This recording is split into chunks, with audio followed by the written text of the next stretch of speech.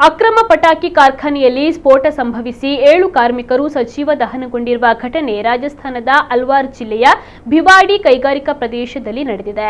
ಘಟನಾ ಸ್ಥಳದಲ್ಲಿ ಸುಮಾರು 25 ಕಾರ್ಮಿಕರು ಇದ್ದರು ಎಂದು ತಿಳಿದು ಬಂದಿದೆ.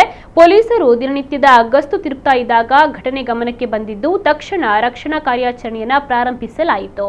ಈ ಕಾರ್ಖಾನೆಯನ್ನ ವ್ಯಕ್ತಿಯೊಬ್ಬರು ಬಾಡಿಗೆಗೆ ಪಡೆದು ಅಲ್ಲಿ ಅಕ್ರಮವಾಗಿ ಪಟಾಕಿ ತಯಾರಿಕಾ ಘಟಕವನ್ನ ಆರಂಭಿಸಿದರು ಎಂಬ ಆರೋಪ ಕೇಳಿ ಬಂದಿದೆ.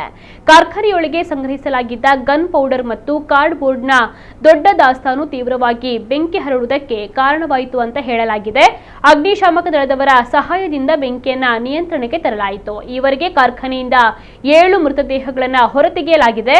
ಕಾರ್ಮಿಕರು ಉತ್ತರ ಪ್ರದೇಶ ಮತ್ತು ಬಿಹಾರ ನಿವಾಸಿಗಳಾಗಿದ್ದು ಇನ್ನೂ 2 ಸಿಲುಕಿರುವ ಸಾಧ್ಯತೆ ಇದ್ದು ಶೋಧ ಕಾರ್ಯಾಚರಣೆ ಮುಂದುವರೆದಿದೆ ಎಂದು ತಿಳಿದು ಬಂದಿದೆ.